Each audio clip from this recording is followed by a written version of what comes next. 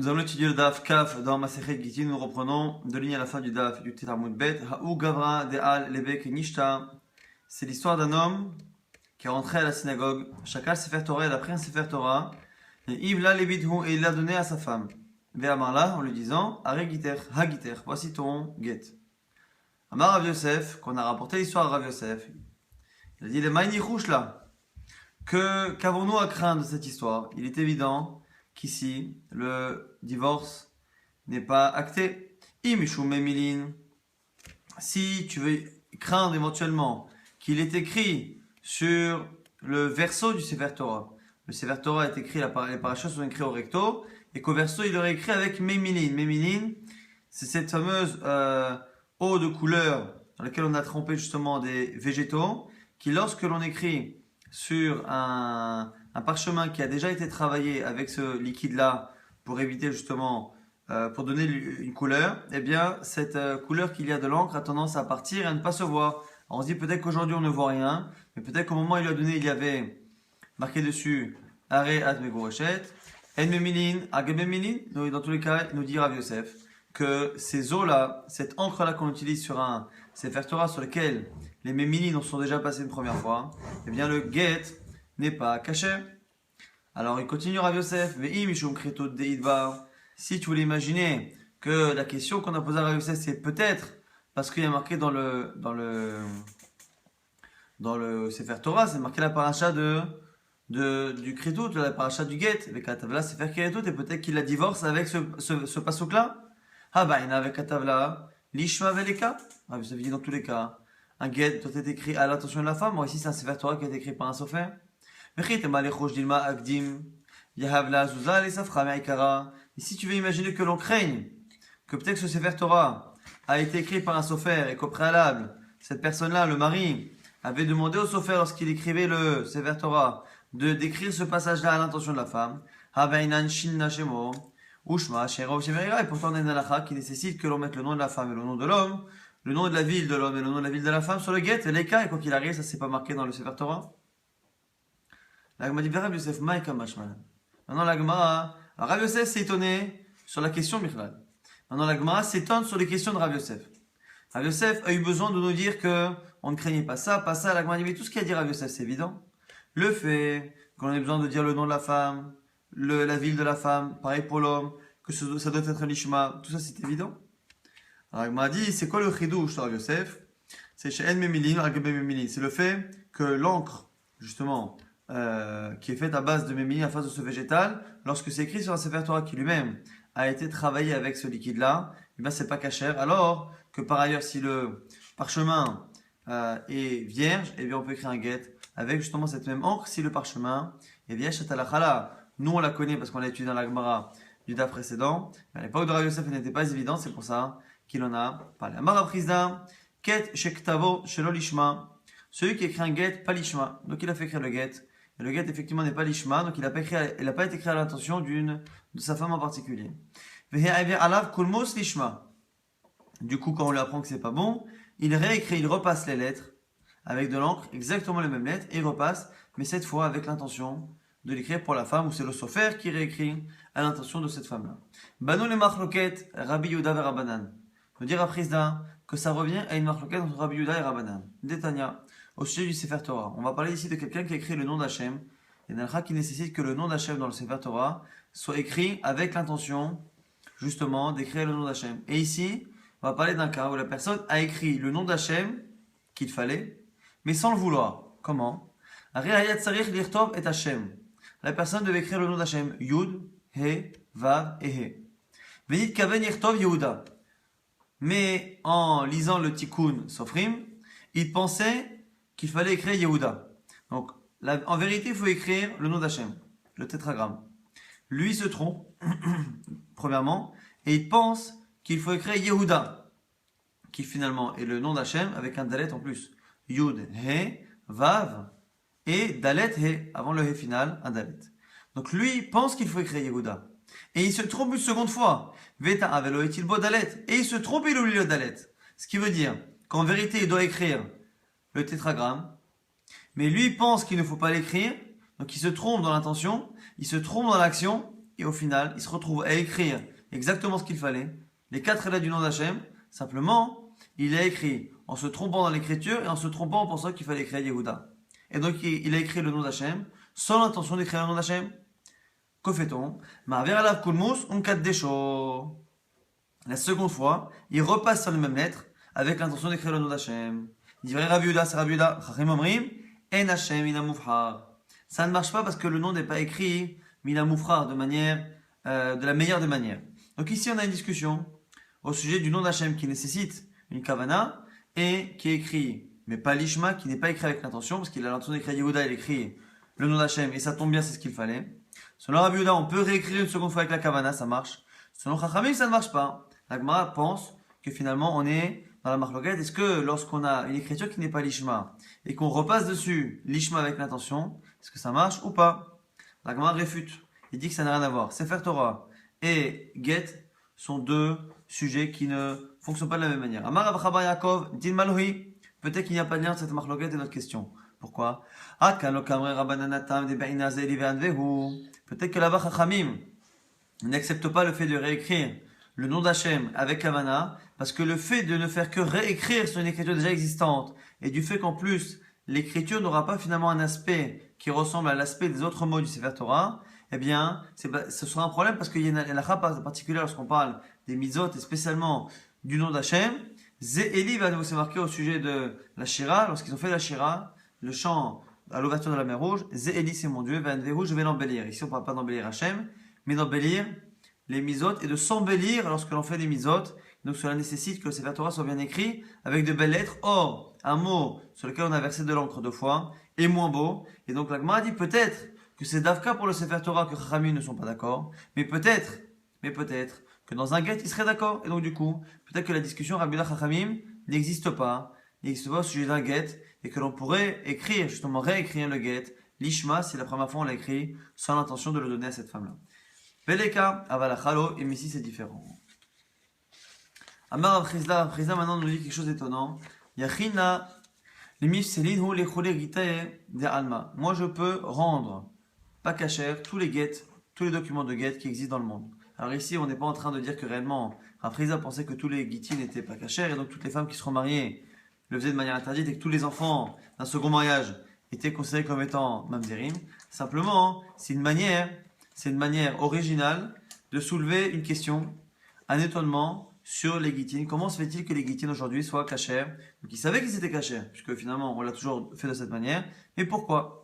Et Rava essaie de deviner la question, l'étonnement de Rav Chizda. Amalé Rava, Maïtama, quelle est la raison? Il est mamishum dirtiv vechatav. Si, parce que tu estimes qu'aujourd'hui, il manque une notion de vechatav, que c'est le mari qui doit écrire le get, c'est marqué dans la Torah, avec katavla, c'est vers ketut. Ve'acha, ihi kakadvale. Et aujourd'hui, ce sont les femmes qui payent le sofer pour justement faire en sorte que le sofer écrive le get. Comme on avait peur que les maris ne donnent pas le get, refusent de donner le get, à cause justement du coût que ça occasionne, eh bien, les Chachamim ont demandé à ce que ce soit les femmes qui payent le sofer pour qu'elles aient leur get plus facilement. Et du coup, la Gemara, Rava propose que quoi? C'est peut-être ça qui dérange Rav Chizda. Le fait que la Torah a dit que c'est le mari qui écrit et que finalement aujourd'hui, puisque c'est la femme qui missionne le sofer, c'est comme si elle écrivait. La Gemara dit peut-être que finalement, Chachamim ont fait en sorte que lorsque la femme demande au sofer, c'est comme si finalement l'argent qu'elle donne, eh bien, était acquis au mari et que c'est comme si c'était le mari finalement qui donnait au sofer. Ou peut-être Rava dit, alors peut-être que l'étonnement de la Chizda, c'est parce que c'est marqué que l'homme doit écrire et doit donner le get. Et là aussi pareil, mais là aussi, il ne lui donne pas, parce qu'en général, le document du get ne vaut rien, enfin ne vaut pas une prouta, ne vaut pas le minimum de la monnaie. Et s'il ne vaut pas le minimum de la monnaie, ça n'est pas considéré comme étant un don. Et si c'est pas comme un don, c'est pas Benatan. Dilma, Netinat Geti, la Gemara a dit, mais attends, c'est peut-être pas ça. Lorsque la Torah a dit Benatan Beada, il doit lui donner Sefer Kiritut. Peut-être que quand on dit Sefer Kiritut, c'est pas que le papier lui-même doit avoir une valeur pour que ce soit justement une Netina, mais peut-être que ce que l'on appelle la Netina, le don, c'est le don finalement du texte qu'il y a dans le document. Et donc, une fois qu'il lui donne un support dans lequel il y a le texte, c'est considéré qu'on lui donne finalement le get. Teda, la preuve, la preuve justement que lorsque la Torah a parlé de Netina, elle ne parle pas du support, mais elle parle du texte qu'il y a justement dans ce support, c'est qu'on a une halakha qui nous dit que on a le droit de donner un get sur quelque chose qui est assour be'ana, quelque chose qui est interdit au profit. Lorsqu'on a des choses comme basar vechalav, comme qu'il y a kerem, les mélanges de végétaux interdits, ou tout ce qui est avodah zara, atzeh ashera, et bien ce genre de choses sont interdits be'ana, on n'a pas le droit d'en profiter. Et quelque chose qui est interdit d'en profiter doit être brûlé. Quelque chose qui est brûlé, eh bien n'a ni valeur, ni quantité. C'est pour ça qu'on ne peut pas non plus allumer les bougies de Hanouka avec Isur Hana, parce que comme il faut une quantité de 30 minutes, si eh bien c'est Asur Ba'ana, ça doit être brûlé. Avant même que ce soit brûlé, c'est comme si c'était brûlé, donc il n'y a pas de quantité et pas de valeur. Et donc, puisqu'on peut donner un get sur un document qui est Asur Ba'ana, qui normalement doit être brûlé, c'est qu'on considère finalement que le support n'est pas important. Il est nécessaire, parce qu'on ne peut pas écrire encore une fois dans l'air, mais il est nécessaire, mais c'est pas lui qui finalement en lui-même a une importance. Et donc même s'il n'a pas de valeur, c'est pas lui que l'on donne, c'est les lettres, c'est le texte que l'on donne. Simplement, le support est physiquement nécessaire, mais pas halachiquement. Gouf, on revient justement là-dessus, Shalchou Mitam, que les Chachmei Israël ont envoyé cette information, Kitavo al Isurei Hana'a Kasher, que si on a écrit un get sur quelque chose qui est assour be'ana, qu'on n'a pas le droit dont on n'a pas le droit de profiter, c'est caché. Amar Ravashi, Afana Nami Tanina, al He'ale Shel Zait. Ravashi dit que c'est halakha qu'on dit les Chachmei Eretz Israël. Ravashi dit qu'elle est déjà mentionnée dans la Mishnah. Pourquoi dans la Mishnah on a vu qu'on pouvait écrire, sur le Tanakama, on pouvait écrire un get sur une feuille d'olivier. Alors après on discute, est-ce que c'est quelque chose qui se mange pas, mais en tout cas, la feuille d'olivier, on pourrait écrire dessus, si ce n'est le problème de Mechoubar, le problème de certaines halachot. En tout cas, on voit que la feuille d'olivier, a priori, n'a pas une valeur d'une prouta. Et comme ça n'a pas la valeur d'une prouta, nous dit Ravashi, c'est bien la preuve qu'en dehors des problèmes de Mechoubar, attaché au sol ou pas attaché au sol, consommable, pas consommable, en tout cas, dans le cas de la feuille d'olive, le fait qu'elle n'ait pas une valeur d'une prouta n'a pas l'air de déranger. Si on voit que ça ne dérange pas, que ça ait moins qu'une valeur d'une prouta, c'est qu'on n'a pas besoin de valeur. Si on n'a pas besoin de valeur, même Issouré, on a quelque chose qui est interdit au profit qui doit être brûlé. La Gemara repousse et dit que c'est pas pareil. Dilma, Mechila. Dilma, Sha'ane Ale Shel Zaïd. Peut-être que c'est différent. La feuille d'olive, des Chazel Istaouf, fait que même si elle n'a pas une valeur, d'une prouta, elle a une valeur suffisante pour que ce soit mitzaref, que ça s'additionne. Ça moins d'une prouta, on va dire que c'est la moitié d'une prouta. Mais si on prend deux feuilles d'olivier, où on prend plusieurs feuilles, qu'on en fait un paillasson, qu'on en fait de la nourriture pour un animal, ça peut à un moment donné arriver. C'est pas quelque chose qui n'a pas de valeur. La Gemara fait une distinction entre Issouré Hana'a, quelque chose qui peut être brûlé, parce que la Torah interdit d'en profiter, et qui a finalement une valeur qui est totalement nulle, et qui ne peut pas s'additionner à quoi que ce soit, avec quelque chose qui a moins qu'une prouta, qui même si c'est pas considéré comme de l'argent, et donc qui ne peut pas faire l'objet d'un don actuellement, eh bien, malgré cela, eh bien, c'est Chazel et Stouroufé, ça peut s'additionner à autre chose pour finalement, à un moment donné, faire partie d'un tout qui a une valeur d'une prouta et être donné. Tanya, justement une braïta par rapport à cela, Rabbi Omer, Ktavo Alisura Na'a, caché, encore une fois une braïta qui confirme ce qu'on a dit, que si on écrit sur quelque chose qui est interdit, Na'a, c'est caché. Nafak Levi Dracha, Mishme de Rabbi, Velo Kelasura, Mishme de Rabbi. On a finalement une dracha, donc Lévi, qui était l'élève de Rabbi qui a fait cette halakha, et lorsqu'il a justement donné cette halakha, l'oklasua, on n'a pas finalement fait de shvach, on l'a pas loué par rapport à cela. Lorsqu'il a dit Mishvé de Rabbim, et qu'elle soit, lorsque finalement il a dit cette halakha, non pas au nom de Rabbi son maître, mais au nom Stam des Chachamim, et bien avec la soie, ils l'ont accepté. L'agma dit Alma, Icheta Kevate, l'agma dit en tout cas du fait que Lévi a apporté cette halakha une première fois au nom de Rabbi, qui voit que finalement elle n'a pas été acceptée tant que ça, et que finalement il a enchaîné, il a voulu absolument l'enseigner au nom de Rabbi pour qu'elle soit acceptée, on voit que la halakha était comme lui. Tano Rabbana maintenant une braïta par rapport à l'activa, l'écriture du get, c'est marqué Vekatav, Velo Hakak. Il faut que le get soit écrit, c'est marqué Vekatav, là c'est écrit tout. Velo Hakak, ça vient exclure le fait de graver. On ne peut pas graver le texte du get comme ça que l'on apprend pour l'instant dans la braïta. Ça veut dire que pour toi, si le fait Le fait que la Torah est écrite avec katav, il écrira, ça va exclure la hakika, le fait de graver, c'est-à-dire que tu considères que graver ne fait pas partie du verbe écrire. Les mots de hakalav kitivahi, hominu, et on objecte. Pourquoi? Evet shiatsa bichtav. Shal gabe tavla ou pinkas, yatsa le herut. Pareil, alors un Eved, avec Kenania, serviteur cananéen, qui a reçu finalement son document de libération, mais qu'il a reçu sur un tableau ou n'importe quelle chose, mais qui a été gravé, Yatsa le herut, il est libéré. Avalo biktav chez al gabe kippa, vendurtari, mais on ne peut pas le faire sur des choses, sur des vêtements sur lesquels on a fait des traces, parce que lorsqu'on fait des traces sur un vêtement, il n'y a pas réellement de profondeur. Lorsque l'on grave sur quelque chose de métallique ou en bois, eh bien finalement il y a une vraie trace, mais lorsque l'on fait sur kippa vendurtari, ce sont des vêtements ou des chapeaux en laine, ces habits en laine dans lesquels on fait une trace, eh bien finalement les traces n'ont pas de profondeur, c'est la raison pour laquelle ça n'est pas caché. On voit que dans le fond, on peut libérer un Eved avec un document qui est gravé. Or, on a vu que le document du Eved et le document de la femme étaient similaires sur beaucoup de points. Donc, la Gemara s'étonne, comment se fait-il qu'on nous dise que pour un guet de femme, on ne peut pas graver? Or, ça marche pour l'Eved Kenani. Amar Oula, Amar Rabbi Lazar, non de Rabbi Lazar, on répond Lokasha, Adehak Tochot, Adehak Irechot. La Gemara fait une distinction dans la gravure des lettres. Dehak Tochot, c'est qu'on ne grave pas les lettres elles-mêmes, mais que l'on grave le contour des lettres.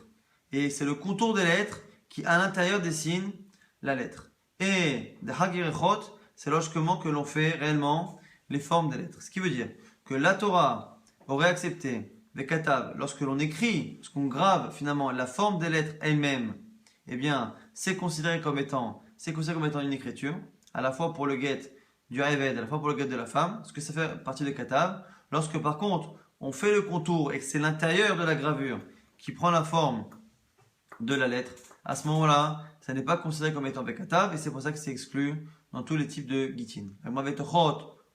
Quoi, tu es en train de me dire que le fait de former l'intérieur grâce à une gravure, ça ne marche pas, c'est pas une écriture. Minou, on objecte.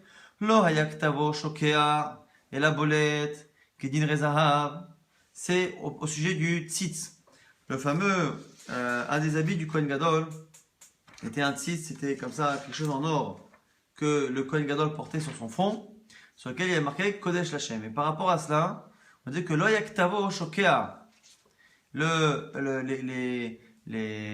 lettres qui avaient justement Kodesh Lachem, elles n'étaient pas profondes. Et la bolette, c'était quelque chose qui sortait. Kedinere zahav, comme les dinare zahav, comme les pièces de dinar en or. Donc, m'a dit, dinare zahav, tochoten. On voit que les dinare zahav, ils sont tochot. Et ici, on voit qu'on fait une comparaison entre l'écriture qu'il y a sur le tzitz du Kohen Gadol, qui est Kodesh Lachem, et pourtant, qui doit être écrit, c'est une écriture. C'est marqué Mirtav, Pituhehotam. Donc, l'écriture qu'il y a sur le tzitz, c'est une écriture de la Torah. C'est une écriture que la Torah valide. Or, la Braïta ici le compare aux pièces de monnaie. Or, les pièces de monnaie, dinare zahav, eh bien, justement, lorsqu'on faisait les formes des personnages ou les formes des lettres, eh bien, on formait justement avec la gravure, on formait, grâce à l'extérieur, on formait l'intérieur des lettres et des dessins. Et donc, puisque finalement, on nous dit que les lettres qu'il y avait sur le tzitz n'étaient pas gravées, mais ressortaient comme le dinar, on imagine qu'elles ressortaient comme le dinar et qu'elles étaient même dessinées comme le dinar, c'est-à-dire qu'on dessinait le pourtour et non pas les lettres elles-mêmes. La Gemara dit non, tu n'es pas obligé de dire ça. Kedinere zahav, vélo kedinere zahav. Lorsqu'on dit que ça ressemblait aux pièces de monnaie, ça peut ressembler en partie, pas complètement. Lorsqu'on a dit que les lettres du tzitz, qui sont mirtav, qui sont une écriture validée par la Torah, eh bien, ne sont pas profondes, mais sont en relief comme les pièces, eh bien, c'est pour dire que le seul point commun qui est entre les deux, c'est le relief. Elles sont en relief comme les pièces, et elles ne sont pas gravées comme d'autres choses qui sont gravées. Mais la comparaison s'arrête là. Le dinar, en plus d'être en relief, les lettres, les pièces ont en plus tendance à dessiner les lettres par leur pourtour et non pas les dessiner elles-mêmes. Par contre, le tzitz c'est différent puisque la Torah l'appelle mirtav. Kedin rezahav des bolettes, vélo kedin rezahav, ça ressemble aux pièces en or parce que c'est en relief, mais c'est pas comme les pièces en or, des loatam tuchot, achayerechot, mais ça ne ressemble pas aux pièces, puisque les pièces, là-bas on dessine le pourtour pour faire ressortir l'intérieur des lettres, achay c'est nous, c'est yerechot, on dessine directement la lettre. Amalé Rav Yehuda Ravashi, Rushma Mihras Charitz, O Kanoufe Mechanef. Maintenant on pose une question au sujet justement des pièces. Lorsque l'on frappe une pièce et que finalement on a le métal et que la pièce, le moule justement pour la machine à faire les pièces passe au-dessus, est-ce que finalement la forme qu'il y a au-dessus ne fait qu'appuyer ce qu'il y a sur le côté du pourtour? Imaginons qu'on va faire le visage d'un roi. Eh bien, est-ce que finalement la machine ne fait qu'aplatir le pourtour de la forme et laisser finalement la forme qui est au milieu prendre un relief d'elle-même puisqu'elle n'a pas été aplatie? Ou est-ce qu'en plus d'aplatir les côtés, eh bien, en aplatissant les côtés finalement, c'est une manière de elle-même créer le relief au milieu en poussant le métal au milieu de telle sorte à ce que il se passe. La question en gros, c'est est-ce que le relief qui est au milieu d'une pièce, est-ce que il est fait de manière indirecte, c'est-à-dire que c'est en faisant aplatir le reste de la pièce que l'on crée un relief qui finalement se crée tout seul, il reste tel qu'il était, ou est-ce que réellement le relief est créé directement par l'action justement de la machine?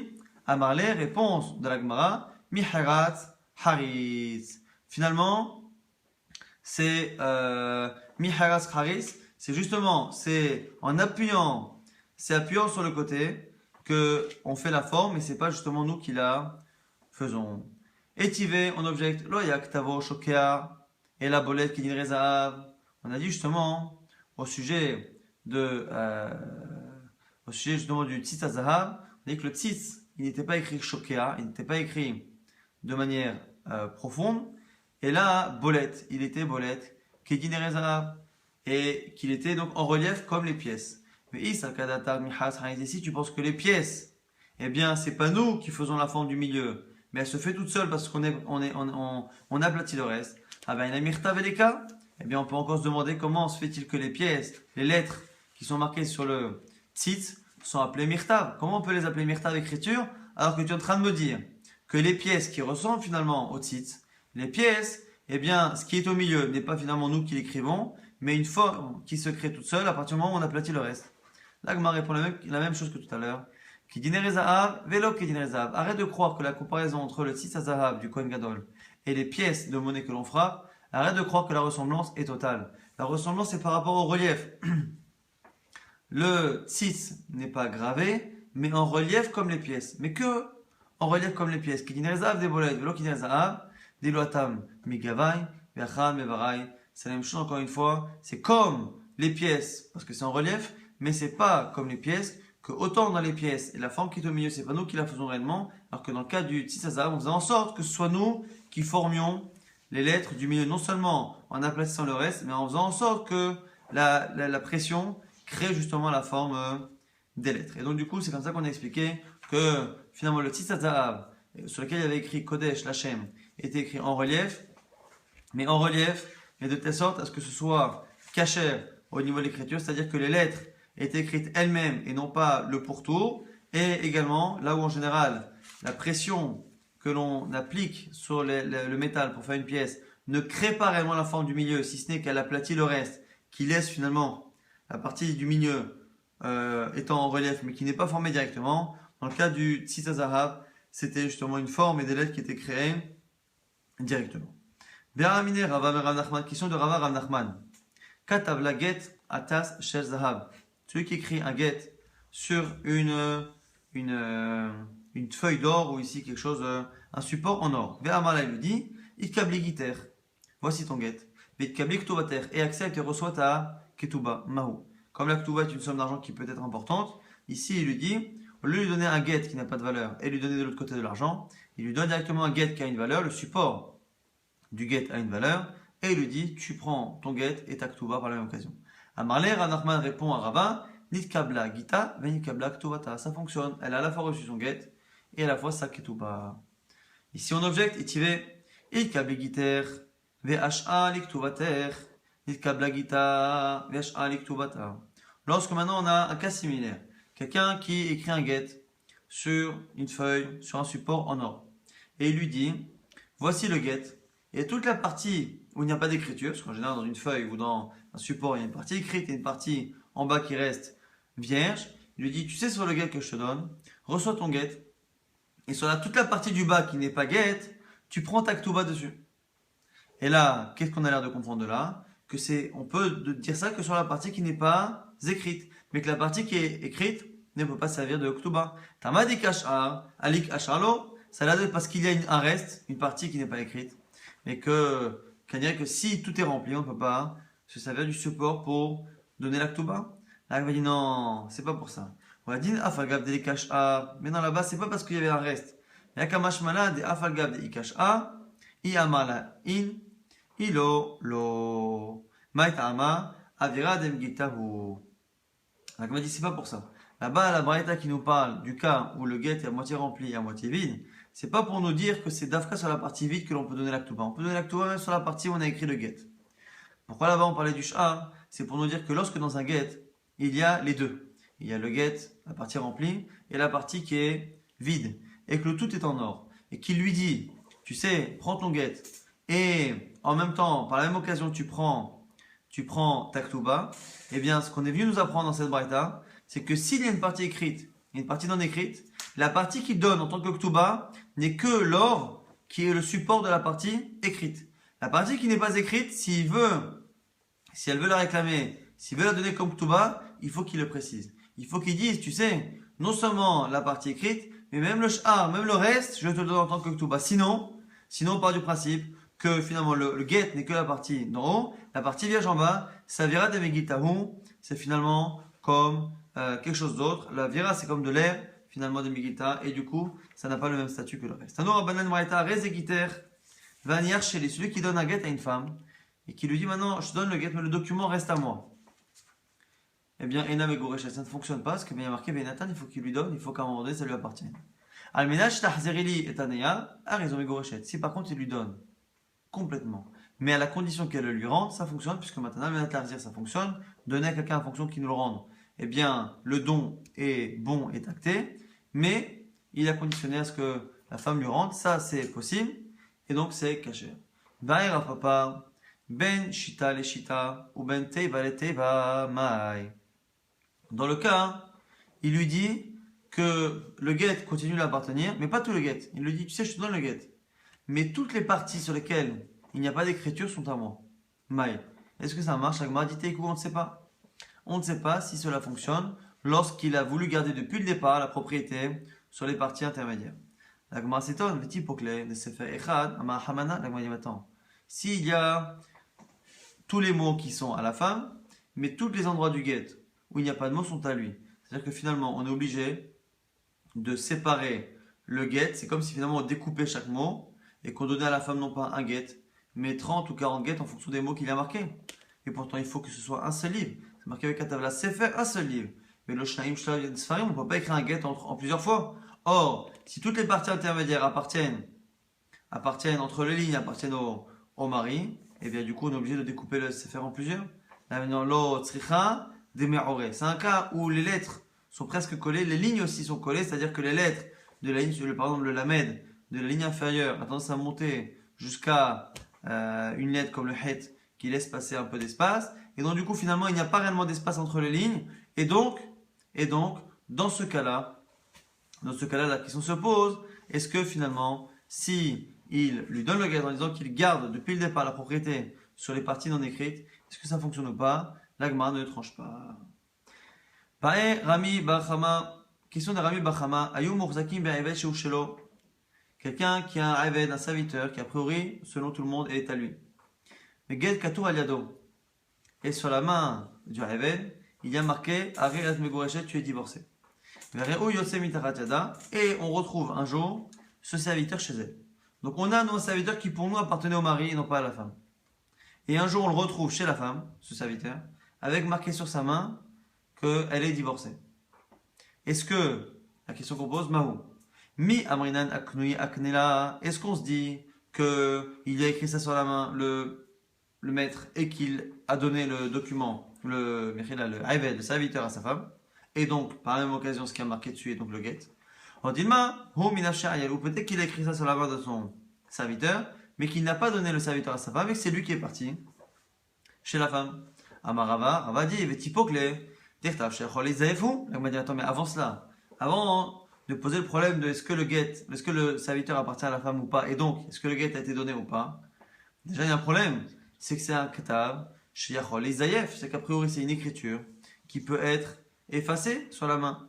Ou le Rava caché matnitin, alias chez la Eved. Alors il m'a dit, mais attends, toi tu n'acceptes pas Rava qu'on écrive sur la main d'un serviteur, et pourtant c'est marqué dans la Mishnah. Si ce n'est sur l'avis de Rabbi Yossi Galili qui pense qu'on ne peut pas écrire sur un être vivant, à part cela, à part le problème de l'être vivant, Tanakama a l'air de penser qu'on peut écrire sur un serviteur et donner le serviteur. Mishnah Mamatnile Ravalo Kashia, Beide Mesira, Ve Rabbi Lazari. Alors l'Agma dit non, pour Rava on peut expliquer que la Mishnah, elle est comme Rabbi Lazar, que l'essentiel du get, c'est Aide Mesira, c'est justement ceux qui assistent à la Mesira, c'est le don du get qui est important, et donc les Aide Mesira, ceux qui étaient témoins au moment du don du get, c'est eux qui ont vu finalement qu'il y avait marqué, eh bien, arrêt à tout l'école d'âme, tu es autorisé à tout le monde, et donc du coup, on ne craint pas que l'on puisse modifier la chose, puisque les témoins ont assisté et ont lu ce qui est marqué. Et là, les Rabbi Machama, Akashia, mais selon Rabbi Machama, il faut comprendre comment on fait dans ce cas-là, où justement, le get, le Aïved, le serviteur chez la femme, les Rabbi Machama Namilo Kasha, Bertovet Karka. Comment, de quel cas parle-t-on? Pour que la question se pose finalement, celle de Rabbi Machama, comment on peut bien se poser la question est-ce que le serviteur appartient à la femme ou pas, alors que finalement c'est une écriture qui peut être modifiée. On parle d'un cas de Bertovet Karka, c'est-à-dire que le maître a écrit sur la main du serviteur comme un tatouage, ce qui est interdit évidemment, mais ce tatouage étant eh bien, indélébile, eh bien, on sait très bien que la chose ne peut pas être changée. Maintenant qu'on a dit ça, mais selon Rava, au lieu de dire que la Mishnah, et selon Rabbi Lazar, on est en train de dire que la Mishnah chez nous qui dit qu'on écrit sur un Aven, et que c'est caché, c'est un cas où la personne a écrit justement un tatouage. C'est interdit, mais il l'a fait. Donc la question reste entière. Que fait-on lorsqu'on a finalement un serviteur qui a sur sa main quelque chose écrit en tatouage que la femme est divorcée et qu'on retrouve ce serviteur chez la femme? Est-ce qu'on imagine qu'en plus d'avoir écrit, d'avoir tatoué ça à l'homme, au serviteur, il l'a donné en plus ce serviteur à sa femme et donc elle est divorcée ou pas? Tashma l'Agmara répond avec un enseignement de Resh Lakish, Amar Resh Lakish, Agodrot, En Aim Hazaka. Les animaux, surtout les animaux qui ont tendance à ne pas rester dans leur enclos, eh bien il n'y a pas de hazaka. Le fait de trouver un animal, un mouton ou une chèvre chez moi n'est pas la preuve qu'il m'appartient.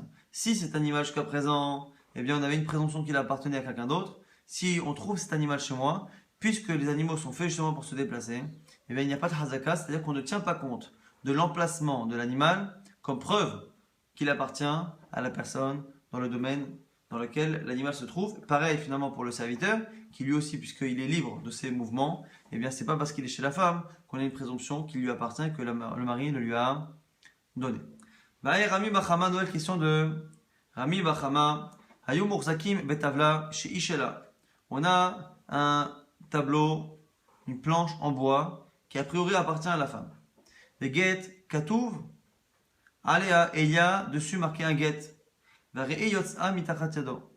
Et on retrouve finalement ce guet dans les mains du mari. Mahu, mi amrinan aknouye aknitale. Donc on a finalement un mari qui a une planche de bois sur laquelle il y a marqué tu es divorcé. Et cette planche-là, pour nous, elle a toujours appartenu à la femme. Et on le voit donner ça à la femme. Normalement, c'est un problème parce qu'il faut que finalement, et elle lui est acquis. Il faut que ce soit plus la propriété de sa femme.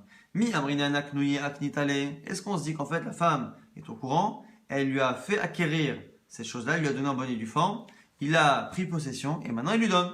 Odilma, Isha loyad alaknoui, ou peut-être que cette femme-là ne sait pas lui faire acquérir, qu'elle n'a pas fait attention et du coup que ça lui appartient à elle et donc il est en train de lui donner à elle un guet qui lui appartient déjà et donc il n'y a pas de don qui est accepté. Amar Abaye essaie de répondre. Tashma, viens apprendre d'une braïta. Af ou Aïdon, Aïdouyot, Akfar Katan Shaya Betzad Yerushalayim, qui avait un village à côté de Jérusalem. Veya Bozaken Echad, il y avait là-bas un Zaken, un Chacham, quelqu'un d'âgé. Veya Malvé Lechol Ben Akfar. Et ce Zaken avait tendance à prêter de l'argent à tous les gens de sa ville. Et il écrivait un document avec à sa main en disant que voilà, il avait prêté l'argent à tel. Et après, il laissait le document dans les mains de l'emprunteur qui allait trouver des témoins et signer, et c'était réglé. Et les gens ont commencé à dire, maintenant, normalement, lorsqu'il y a un emprunt, c'est l'emprunteur qui doit fournir le document et non pas le prêteur. Ils sont venus à Chachamim et ils ont dit c'est caché. On m'a dit Ve'amai, Habaina, Sefer Mikna. Et pourtant, nous on a un principe que justement dans le verset là-bas dans les mains qui va Kah et Sefer Mikna, Mikna Sefer Mikna, c'est que justement c'est l'emprunteur qui doit justement donner le document. Et alors là ici c'est le prêteur. Veleka.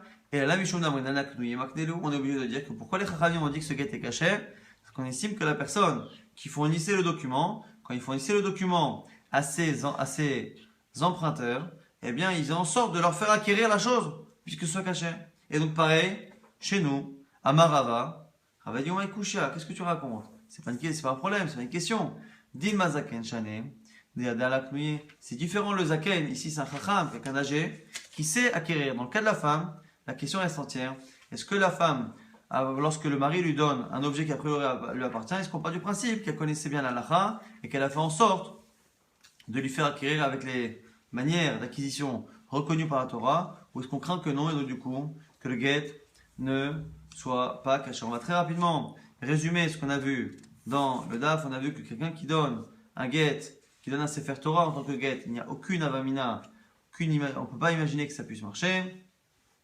On avait vu également qu'il y avait une question, est-ce que lorsqu'on écrit un guet qui n'est pas écrit à l'intention de la femme, est-ce qu'on peut repasser les lettres avec cette fois la bonne intention?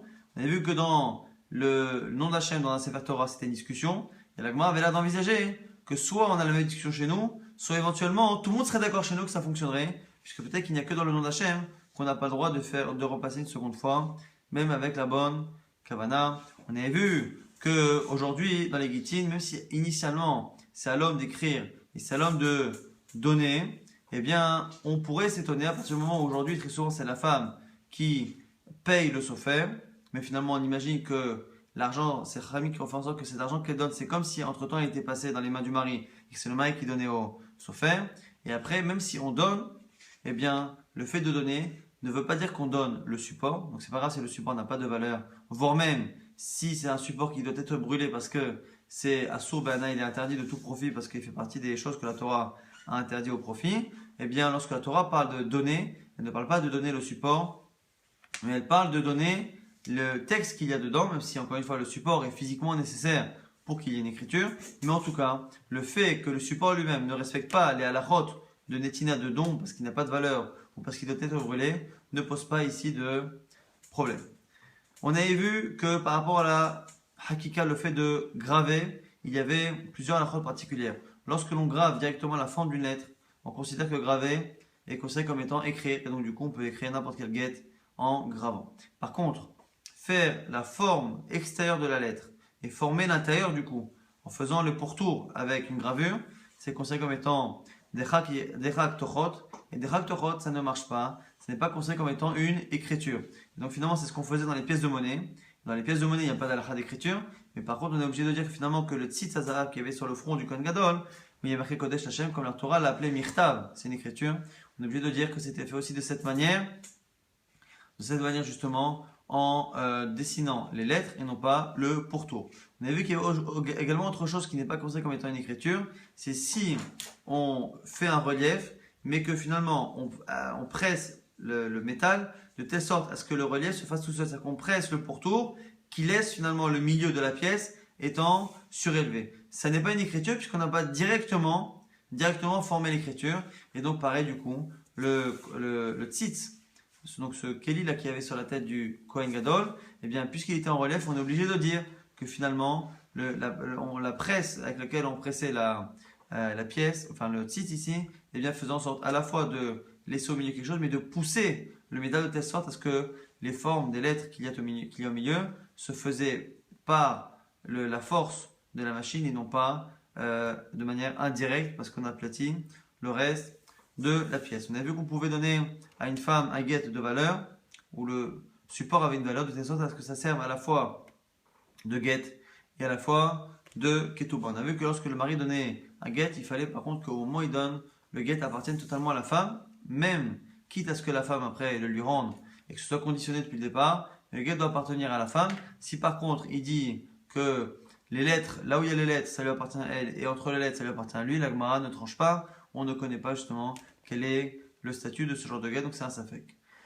Dans le cas, on était resté là-dessus sur cette question, lorsque l'on a un aibed, un serviteur, qui appartient a priori au mari, et qu'on le retrouve chez la femme, avec justement gravé sur sa main l'écriture d'un guet, puisque si c'est pas gravé, on peut éventuellement craindre que la chose puisse être changée, modifiée. Et donc si ça a été tatoué sur sa main, le texte du guet, et on se demande est-ce que finalement le mari lui a fait prendre possession ou pas, et on nous apprend finalement que tout être vivant, que ce soit un animal ou l'avdil, un serviteur, n'a pas de chazaka, c'est-à-dire que l'endroit où il se trouve ne nous donne pas d'informations sur son propriétaire, puisque ce sont des êtres vivants qui se déplacent.